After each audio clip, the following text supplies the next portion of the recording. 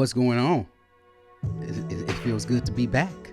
I am your sports barista, Rod the Magnificent. Welcome back to another edition of Coffee Break Sports. I got my coffee, y'all. I'm in the break room.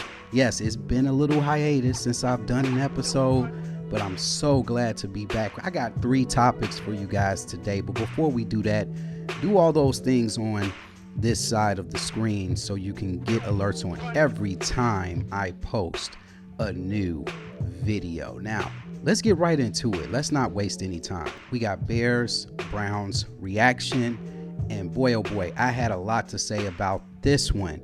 So much talk leading into this game was all about trap game for the Bears. Bears coming off a very embarrassing ending to the Green Bay Packers game. Will they bounce back? Will they look past the Browns?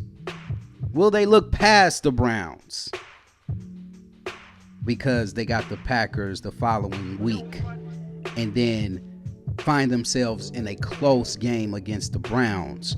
Will Caleb Williams get outplayed by Shedeur Sanders? Well, some people already foolishly predicted the answer to that question. Go ahead and roll the tape. Now, we know this beyond the shadow of a doubt. Caleb Williams has more physical tools than Shedeur Sanders. But I believe that Shedeur Sanders has intangibles that Caleb Williams has never possessed. Huh? And those intangibles, they show up on a football field. I think Shedeur Sanders has more poise. Sanders on first down, deflected, and it's intercepted. DeMarco Jackson's got it. Huh? I think he has more moxie. I think Shedeur Sanders has more confidence. Play action. Williams, end zone. DJ Moore, touchdown. 22 on first down. Williams on the roll, directing traffic to the end zone. He throws, and it's DJ Moore, his second of the day. Chicago cashes in immediately from 22.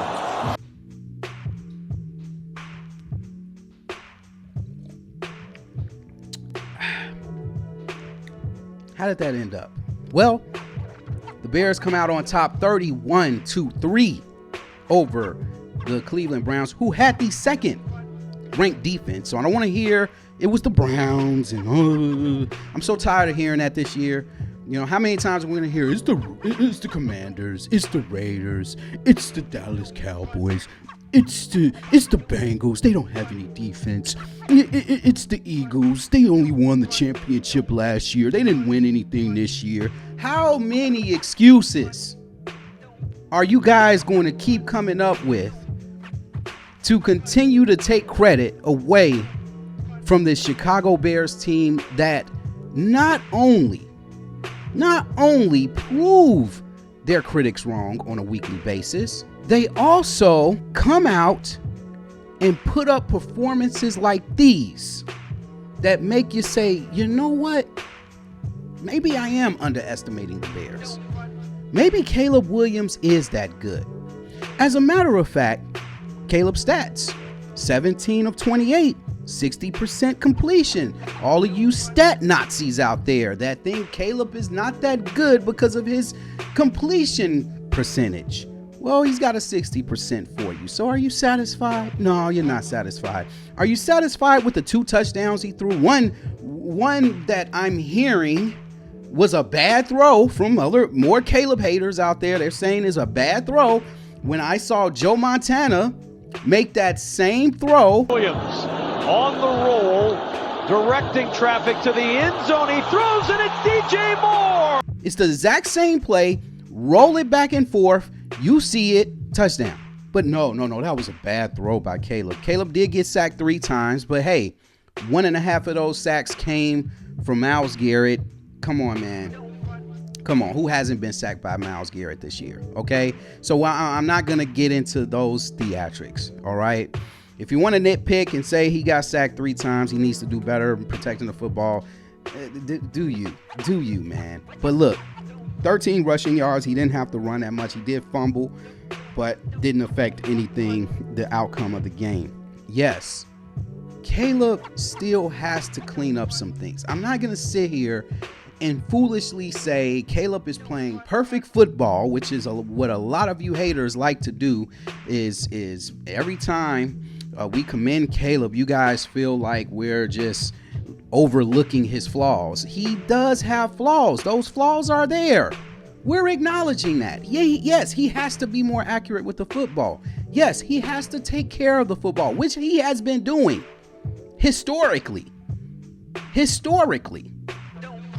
So I just want to sit here on this mic and say congratulations to the Chicago Bears for winning their 10th game of 2025, when many haters, many doubters, many people that were a little not so sure, like myself, I got into it.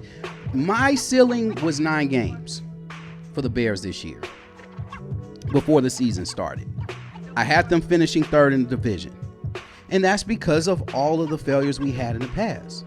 But as I continue to watch this team unfold right before our eyes, I'm seeing a franchise that's headed upwards. I see a franchise that is winning football games while developing a quarterback that has the potential to be great. That throw to DJ Moore, where he almost ran out of bounds and threw it for a jump ball. Only a few quarterbacks can make that throw. Josh Allen, Patrick Mahomes, Lamar Jackson, if you want to throw him in there. But golly, Caleb Williams is entering that conversation. Now, I'm not going to go as far as to say, oh, he should be in the MVP conversation. I'm not going to do that. Because Matthew Stafford is having an awesome season. There are other players that, deserve more of a nod than Caleb. But goodness gracious, Caleb is outplaying his expectations. He's picking up the offense. Ben Johnson has been rough on him, and he has answered the call. Now, when it comes to Shedeur Sanders, let's talk about him. Shedeur Sanders, for those who said Shedeur Sanders got the potential to be better than Caleb, you need to pump the brakes.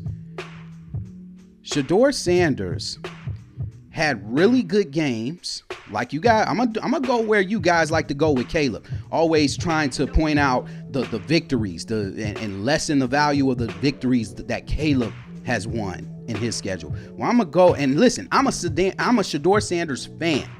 Okay, I grew up a Deion Sanders fan. I did not like the way Shedeur was handled during the draft. Yeah, a lot of people say, oh, he put that on himself, but not to the point of being knocked all the way down to the 5th round. That's ridiculous. Okay, he's better than a 5th round talent, and you guys know that. Otherwise, he wouldn't have threw for 364 yards and 3 touchdowns. Okay, not too many 5th round picks are doing that, unless it was Tom Brady or somebody. But Shedeur Sanders is talented, ladies and gentlemen. He is talented. If he gets with the right system that is willing to work with him, he's put enough out there on his resume. So in case things don't happen, things don't bode well for him in Cleveland, there's a lot of teams probably taking notes and saying, you know what, I can give Shedeur Sanders a chance. But Shedeur Sanders had 2 good games against really bad teams, the Raiders and the Titans. Okay, you guys like to do that with Caleb, so I'm going to do that with Shedeur. He had 2 really good games, but they were against terrible teams. All right, he bumped into a good team in the Chicago Bears. The Chicago Bears are in the good team category, ladies and gentlemen. They are a good team. You're complimenting the Bears when you say they only beat this team. That's a compliment to the Bears, because that means they're good. That means they're good. So I don't want to hear all of this nonsense about Shedeur Sanders going miles ahead of Caleb Williams, developing faster than Caleb Williams. Caleb Williams is sitting at 10-4. This Bears team is winning games collectively on a team basis. And all these people out there, and I remember I didn't watch this game live. I had to watch the replay, so I turned my phone off and everything, right? And of course, you pick your phone up to a lot of missed messages, right? You pick up your phone to a lot of missed messages. And basically, I saw something that was pretty interesting. I saw Bears fans complaining after I watched the game. All I saw was Caleb got to be more accurate. Oh, Caleb this. Oh, Caleb that. Come on, Caleb. And I'm sitting there and I'm thinking to myself, if I would have checked those text messages prior to watching the Bears-Browns game, I would have thought the Bears had lost the game.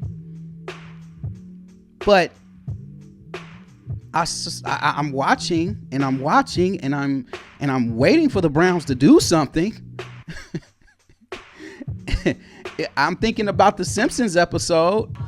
Stop! He's already dead. I see why there wasn't any more comments, because you guys only want him to fail. I didn't see a great win by the Bears. I didn't see any text messages saying great win by the Bears. Oh, that was a fantastic throw by Caleb. None of that stuff. Caleb made one of the best throws of the year, and I didn't get any of that in the text messages I checked after watching the game. I didn't get any of that. So if I would have checked that, I would have assumed the Bears lost. And I would have just looked up the score and I would have saw 31-3 and I would have been pissed. Because you guys want Caleb Williams to fail. You guys want Caleb Williams to be Jay Cutler. You guys want him to be Rex Grossman. You guys want him to be other quarterbacks that we don't want to have any more memories of. We're done with that. Just like this new age is done with the 90s, we're done with the Caleb comparisons to old Bears quarterbacks. If he played with any other franchise, if he played behind Patrick Mahomes in a Kansas City Chiefs jersey and he's doing what he's doing with Kansas City, no one would be hating on Caleb. They would be calling Caleb the next Patrick Mahomes. See, he's picking up where Patrick Mahomes left off. If he was in Baltimore, he's picking up where Lamar Jackson left off. Buffalo, oh, he's picking up where Josh Allen left off. Come on, guys. But it's because he's in a Bears uniform, you guys want to continue to doubt. And that's what really continues to disappoint me about all of the haters. And if you look at Myles Garrett, a guy who is on the verge of breaking the sacks record, he had great praise for Caleb Williams. Caleb just seems so good at escaping this season and keeping plays alive. Like, what are you seeing on film in that regard, and how difficult do you think he's going to be to take down? Well, I mean, he's got great peripherals. You know, it's a lot of times it looks like his eyes are downfield and he spins out of a sack or he ducks out of one. So you see a guy like that, you know, it gives you a little bit of Lamar, a little bit of Pat, you know, as far as how he moves and how he navigates through the pocket. You know, just able to skip out unscathed and then looking downfield, making those big plays. So you see, let's get off the hate train.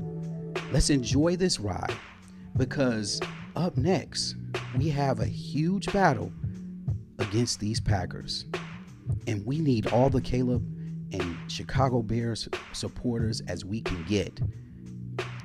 Huge game coming up in week 16, and I'm gonna make my prediction today as of this recording.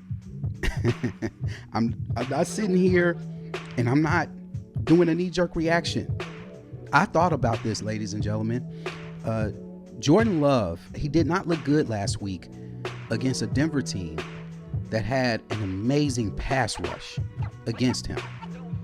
Now, some might sit here and say, oh, the Bears, you know, they didn't put any pressure on Jordan Love when we played them a week ago. Well, as many of you forget to remember, we still was short linebackers in that game. We'll probably have Edmonds back, which means we'll be at full strength at linebacker. Our cornerbacks, they're playing ball. Jalen Johnson, who's starting to get his feel back for the game because he still was kind of rusty in the Green Bay game. Now he's back. Made a beautiful interception last week against the Browns. I'm liking what I'm seeing from this Bears team. And it's a night game in Chicago. That place is going to be rocking.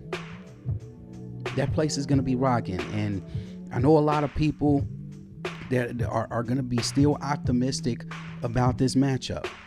They're going to be still optimistic about this matchup. But I'll tell you one thing. Caleb Williams is a gamer. The man knows how to step up when needed. He plays with heart. And that goes beyond stats for me. I like to see heart. I don't care about the final numbers.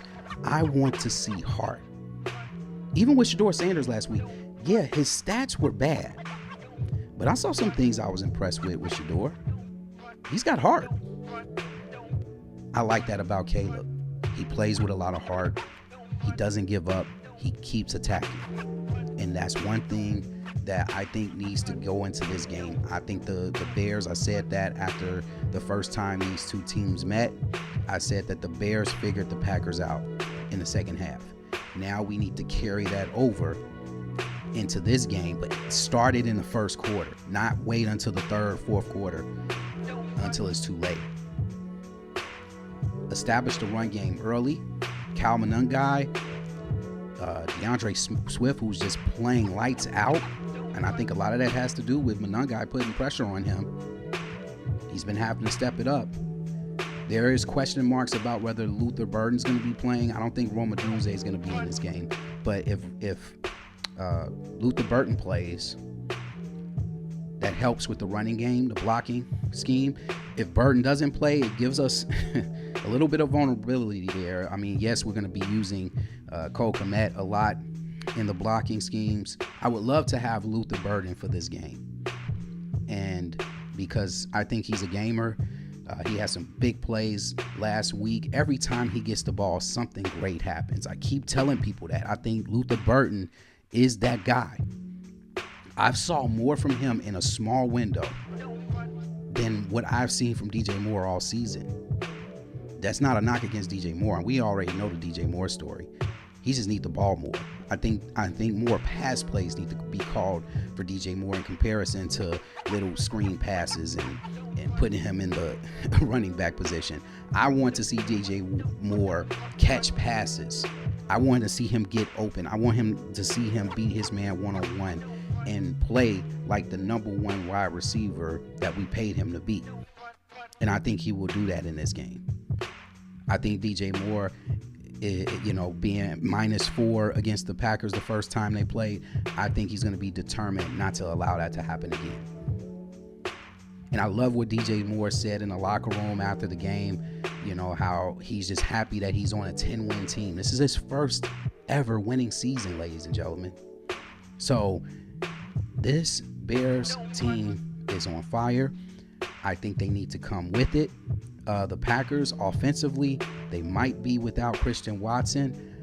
I'm not 100% sure on that. I think he's going to play. Me personally, I think he's going to play. Will he be as effective as he was in the first game? I don't know. But losing Micah Parsons is going to hurt this team. I'm sorry.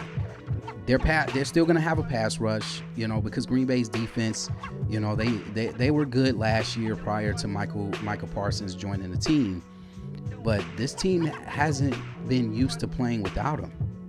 They got comfortable with Micah being out there. They could kind of cheat a little bit when Micah's out there. They don't have to fight as hard or work as hard because they know Micah's back there. But now they got to work a little harder. And so I'm very curious to see how things turn out. But as far as my prediction goes, I got the Bears winning this game at home 27-21. That's my final score. That's my final prediction for the Bears game. And I think it's going to be a close win. I know some Bears fans want to blow out and they want to go ahead and I seriously doubt if it's going to be a blowout, but I think the Bears will win. And can't wait to this game on Saturday. And now we're going to go to my week predictions. I haven't been doing that in a while, doing my picks, because the Bears have been the best news of the season for me. So I would rather talk about that than my weekly picks. But I am going to do that this week for you guys to close out the show. My week 16 picks goes as this. Now we got the Rams on Thursday night going up against the Seahawks. The Rams are a 1.5 point favorite. The Seahawks coming off a tight win against the Phillip Rivers led Colts. And I still think that's a crazy story. Shout out to Phillip Rivers coming back from 5 years off. But I got the Seattle Seahawks winning that game despite being the underdog. And that is that. Now we have a Saturday doubleheader. I already gave you my predictions for the Green Bay game. The Bears are a 1 point underdog in that one. I'll take the points and the Bears on that one. But the Philadelphia Eagles will be on the road against the Commanders. Jaden Daniels has been shut down for the rest of the season. So I got Philly winning this game. They got some get-right games. And I still think Philly is a dangerous team. Even though the Bears throttled the Philadelphia Eagles on the road, they're still the defending champions. I am not writing off the defending champions just yet. I still think they got something to prove, and they will win their 10th game. Up next, we got the Buffalo Bills going up against the Cleveland Browns. The Buffalo Bills are 10-point favorite. I got the Bills in that one easy. The Chargers going up against the Cowboys. They are a 2.5 point underdog. The Chargers are. I'm taking the Chargers on this one. That's a surprise to me, but I got the Chargers winning that one. I just don't think the Cowboys lost too many heartbreaking games to make a run at the NFC East. The Chiefs going up against the Titans. Mahomes did have surgery on his torn ACL, and quick return. I don't know about quick return, but the Chiefs are in trouble. Well, the Chiefs are already in trouble. They're eliminated from playoff contention. So basically, this is a pick'em game. But I'm going to go with the Titans since they're at home. I think the Chiefs are done this year. It's over. Great run. They had a great run. Shout out to the Chiefs, man. They had a great run. As much as you love to hate them and always want to say the refs helped them out, listen, it was only a matter of time. Dynasties only last for a little while. Eventually, there's going to be a new champion to dethrone or to take over, and Kansas City had a great run. You can't take that away from them. And I think what they need to do is revamp their team. And Brady went through this with the Patriots. He went through a little dry spell, like a 9-year dry spell of not winning the Super Bowl with the Patriots before they were able to revamp that team, and Brady was able to win more rings in his 30s. So I think that's what's going to have to happen with the Chiefs. They're going to have to figure out how they can proceed with Patrick Mahomes as he enters into his 30s and see how they can regroup there. The Bengals going up against the Dolphins. Cincinnati is a 4.5 point favorite. I got the Dolphins in this one. Well, I'll take that back. I'm going with the Bengals. I know I probably marked the Dolphins winning this one on my sheet, but I'm going to change that. I'm going with the Bengals. Tua Tagovailoa is not playing in that game, so I'm going to go Bengals there. They are a 4.5 point favorite. The Jets on the road against the Saints. I got the Saints in that one.